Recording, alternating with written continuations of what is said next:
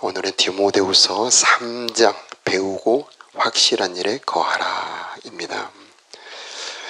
우리 10절 말씀 함께 합독합니다. 그대는 나의 모든 것을 잘 알고 있습니다.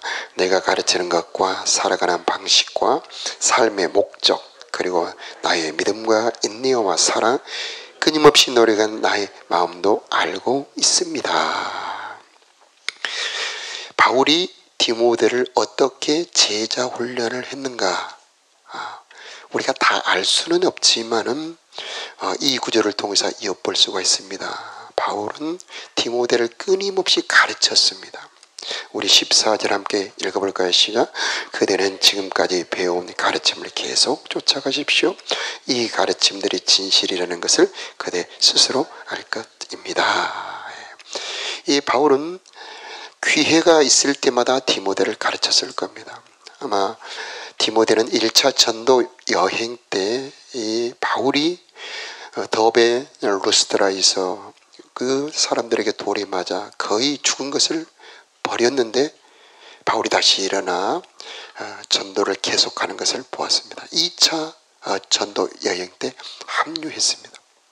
지금 어느덧 세월이 흘러 바울은 로마의 감옥에 있고 어느덧 제자가 된 디모데는 에베소에서 목회를 하고 있습니다. 디모데는 똑똑히 보았습니다. 얼마나 바울이 어떤 자세로, 어떤 정신으로 그 일생을 달려간지를 잘 보았습니다. 그대는 나의 모든 것을 잘 알고 있다.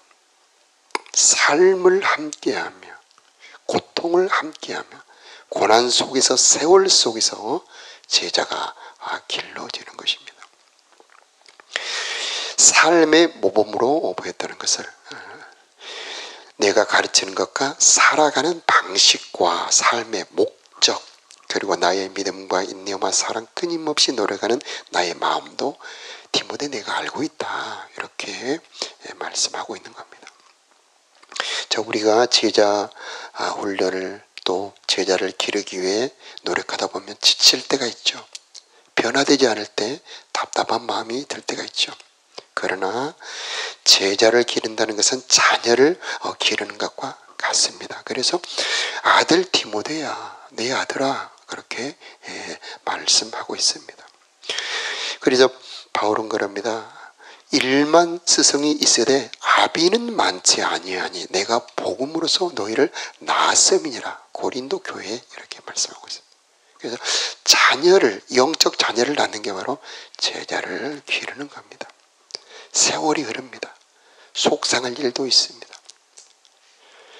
그러나 그 세월 속에서 꾸준히 말씀을 가르치다 보면은 어느덧 제자들이 일어나는 겁니다. 여러분, 왕대밭에 왕대 난다고 그러죠. 굵은 대나무 밭에는 굵은 대들이 나지 않습니까? 지혜는 그 아들들로 인하여 옳다함을 얻느니라. 그 스승은 제자를 보면 알 수 있는 거죠. 디모데를 보므로 우리는 바울을 알 수 있는 겁니다. 그 사람의 어떤 스승인지는 그의 제자를 통해서 알 수 있는 겁니다. 그래서 우리는 바울이 그 고난 속에서 살든지 죽든지 주를 위해 달려가는 그 삶을 통해서 디모데를 길렀다는 것을 볼 수가 있습니다. 우리 11절 함께 읽어볼까요? 시작. 내가 당한 고난과 안디옥과 이고니온과 루스드라를 지나며 겪었던 일들, 그곳에서 받은 핍박도 알고 있을 것입니다. 그러나 주님께서는 그 모든 어려움 가운데서 나를 구해 주셨습니다. 12절도 함께 읽겠습니다. 예수 그리스도 안에서 하나님의 뜻대로 살고자 하는 사람들은 고난을 겪게 될 것입니다. 바울이 당한 고난을 디모데는 정말 생생하게 보았고 또 그 고난에 동참했습니다. 먼 거리를 여행합니다. 낯선 곳에 가서 환영받지 않는 곳에서 복음을 전합니다. 복음을 전할 때 매서운 핍박을 받습니다. 디모데는 그 곁에서 바울을 바라봅니다. 그리고 틈틈이 그 가운데 짬짬이 가르치는 그 말씀을 끊임없이 디모데는 듣습니다. 자, 우리도 우리 교회 안에서 시간이 내서 할 수도 있지만 짬짬이 시간 나는 대로 때를 얻든지 못 얻든지 복음을 전파하라, 이렇게 명령을 하고 있습니다. 우리 9월에도 양육을 시작합니다. 금요일 밤에는 리더 교육도 또 진행이 됩니다. 또 제자반에서 새신자 양육 교재들이 보급이 되고 있습니다. 그 교재들로 시간이 되든지 안 되든지 양육이 계속 이루어지는 그런 우리 교회가 되었으면 좋겠습니다. 또 집에서는 매일 성경으로 자녀들과 시간을 갖는 것이 정말 중요합니다. 자녀를 사랑하는 방법이 뭐냐? 말씀을 그 마음에 마음에 심어 넣는 겁니다. 그래서 그 말씀이 우리 자녀를 지켜주고 인도해주고 성장하게 하고 결국 복을 받게 하는 겁니다. 자, 고난 속에서 그 고난 가운데 바울이 디모데를 제자로 길렀다는 것을 보면서 우리도 이런 핑계처럼 핑계가 있을 수 있잖아요. 그러나 그런 핑계 대지 말고 정성을 다해 제자를 기르는 우리 교회와 여러분의 가정이 되기를 축복합니다. 자, 우리 14절 말씀 방금 읽었는데 지금까지 배워온 가르침을 계속 쫓아가십시오. 시간이 걸립니다. 예수님도 3년 반이 걸렸다고 그럽니다. 그런데 한 제자가 바로 길러지기까지는 시간이 3년도 7년도 걸릴 수가 있습니다. 그러나 농부가 열매를 맺을 때까지 계속 수고하는 것처럼 우리도 포기하지 말고 게으르지 말고 지체하지 말고 시간이 되는 대로 계속 말씀을 가르칠 때에 어느덧 제자들이 탄생하고 자라나게 되는 겁니다. 최근에 어느 분을 만났는데 그분이 우리 교회에서 양육을 받을 때 그 교리 교육을 배울 때 참 은혜를 받았다, 그런 말씀을 들어봤습니다. 자, 예전에 우리가 배웠던 그 양육들, 이것이 지금도 우리들의 마음에 살아서 때로는 우리를 지켜주기도 하고 때로는 힘을 주기도 하고 때로는 우리를 이끌어주기도 하고 그러는 겁니다. 자, 15절부터 16, 17절까지는 성경의 가치, 성경의 보배로움을 쭉 말씀하고 있는데 우리 15절 우리 다시 한번 읽어볼까요? 시작. 그대는 어려서부터 성경을 알았는데 이 성경은 그대를 지혜롭게 하여 그리스도 예수를 믿는 믿음을 통해 구원을 얻게 하였습니다. 성경의 가치는 예수를 믿게 하는 것입니다. 성경은 말이요, 글이지요. 그러나 사람의 말이 아니고 땅의 책이 아닙니다. 하늘의 말, 하나님의 말씀입니다. 살았고 운동력이 있습니다. 내가 너에게 이르는 말이 영이요 생명이다. 말 안에 영이 들어있습니다.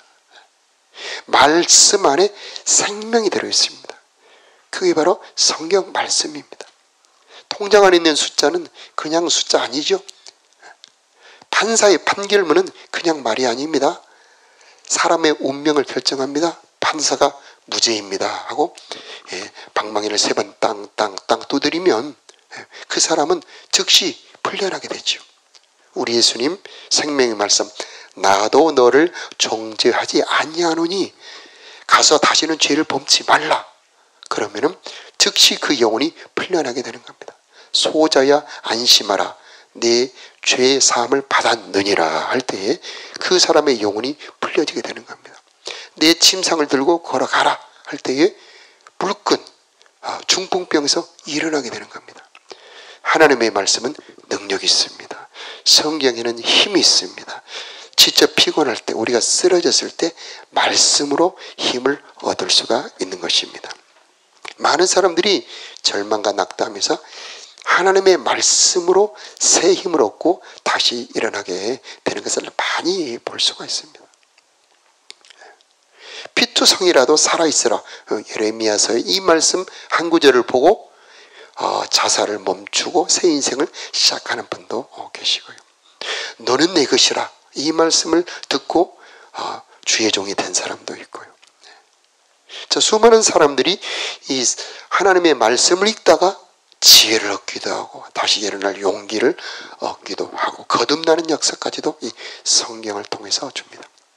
보이지 않아서 그렇지 하나님의 모든 보화를 구원받은 백성들에게 주는 방법이 바로 말씀을 통해 주는 겁니다.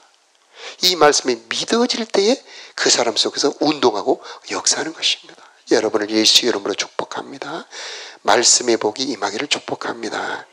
진리의 사랑을 받는다는 말씀이 나오는데 말씀을 들을 때 이것이 은혜가 되고 깨달아지고 힘이 되고 기쁨으로 오는 것은 하나님의 사랑이 그 사람 곁에서 일하고 있는 것입니다. 여러분의 마음속에서 하나님이 막 사랑을 붓고 있는 겁니다. 여러분 매일 성경을 읽을 때 또 학가다 암송할 때에 또 설교를 들을 때마다 은혜가 되기를 축복합니다. 이것은 하나님의 사랑이 부어지는 그 순간이 되는 겁니다. 여기서 말하는 성경은 구약을 말하는 건데 구약의 모든 말씀도 예수님을 가르치고 있습니다. 그래서 수건이 벗겨졌다 그렇게 표현하는데 수건이 벗어지면은 구약의 모든 말씀이 예수님의 말씀이 되어서 그 사람을 하여금 믿음을 통해 구원을 받게 도와주는 겁니다. 16절 우리 함께 읽어볼까요? 시작. 모든 성경 말씀은 하나님께서 감동을 주셔서 기록되었기 때문에 진리를 가르쳐주며 삶 가운데 무엇이 잘못되었는지를 알게 해줍니다. 또한 그 잘못을 바르게 잡아주고 의롭게 사는 법을 가르쳐줍니다. 아멘. 하나님의 감동으로 기록되었다. 성령으로 기록되었다. 사람들이 썼지만 하나님이 저자입니다. 그래서 말씀에는 생명이 있습니다. 말씀에는 능력이 있습니다. 빛이 있으라. 그러니 빛이 있지요. 그 빛이 사람들 하나님 보시기에 좋았더라 그럽니다. 여러분 말씀이 현실보다 강합니다. 말씀으로 세계를 창조합니다. 창조는 창세기 1장 2장에서 끝나지 않습니다. 말씀을 읽고 그것을 묵상하고 그것을 행하는 자들 속에서 하나님의 창조는 계속되고 있습니다. 여러분의 삶에도 말씀을 사랑하며 그 말씀을 순종할 때에 그 말씀이 여러분의 인생을 창조하시는 것입니다. 그것은 우리들의 보이는 현실보다 하나님의 말씀이 더 강하기 때문입니다. 자, 우리 삶이 어렵고 답답할수록 더 성경을 가까이 하는 것이 내 인생의 어려움을 돌파하는 방법입니다. 자, 오늘 말씀해 보니까 진리를 가르쳐준다. 삶 가운데 무엇이 잘못되어 있는지를 알려준다. 말씀을 모르면 회개를 할 수가 없습니다. 하나님의 말씀은 그 말씀을 통해서 내 삶 깊숙이 더러운 채 잘못된 길을 보여주고 드러내주는 겁니다. 그러나 거기에 끝나지 않죠. 삶 가운데 무엇이 잘못되어 있는지를 알게 줄 뿐만 아니라 또한 그 잘못을 바르게 잡아주고 의롭게 사는 법을 가르쳐줍니다. 자, 이게 구약의 율법과 신약의 진리의 차이입니다. 구약의 율법은 무엇이 잘못되어 있는지를 알려주는 것으로 끝납니다. 그러나 신약의 진리는 잘못된 것을 고칠 수 있게 도와주고 이제 한 걸음 더 나아가 의롭게 살 수 있도록 역사해 주는 것. 그래서 하나님의 말씀에는 능력이 들어있는 것입니다. 이 말씀이 자 항상 저와 여러분에게 충만하게 임하기를 축복합니다. 자 17절에 함께 읽어봅니다. 시작. 말씀을 통해 하나님을 바르게 섬기는 자로 준비하게 되고 모든 좋은 일을 할 수 있는 사람으로 자라게 됩니다. 이것을 개정개혁에는 모든 성경은 하나님의 감동으로 된 것으로 교훈과 책망과 바르게 함과 의로 교육하기에 유익하니 이는 하나님의 사람으로 온전하게 하며 모든 선한 일을 행할 능력을 갖추게 하려 함이라. 그래서 세상 지식과 다릅니다. 하나님의 말씀을 우리가 내 마음에 잊고 묵상하고 내 마음에 새기게 되면 이게 능력으로 바뀌게 됩니다. 그래서 선한 일 행할 수 있는 사람으로 변화되게 됩니다. 자라나게 되지요. 식물에 물을 뿌리면 점점 자라는 것처럼 영혼이 자라나게 되고 삶의 능력을 갖추게 되고 바른 길로 걸어갈 수 있게 만들어주는 것이 바로 하나님의 말씀입니다. 자, 여러분 모두를 축복합니다. 여러분 말씀의 복이 가득하기를 바랍니다. 말씀이 은혜가 되고 말씀이 꿀송이보다 더 달고 시편 1편에 기록된 것처럼 하나님의 말씀을 즐거워하는 은혜가 있기를 축복합니다. 자, 우리가 하나님의 성경을 펼치는 것이 즐겁고 성경이 내 마음에 묵상이 되고 내 마음속에서 막 돌아가는 것이 행복하고 그 말씀이 깨달아지는 기쁨이 막 샘솟듯 터지는 그런 은혜가 있기를 축복합니다. 하나님의 말씀은 능력이 있어서 그 말씀으로 문제를 해결할 뿐더러 나 자신까지 바꾸어 주는 것입니다.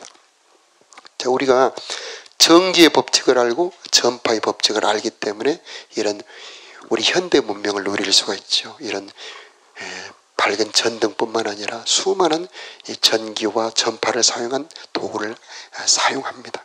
그런 것처럼 하나님의 말씀 진리를 알게 될 때에 하나님의 생명과 하나님의 능력을 누릴 수가 있게 되는 것입니다.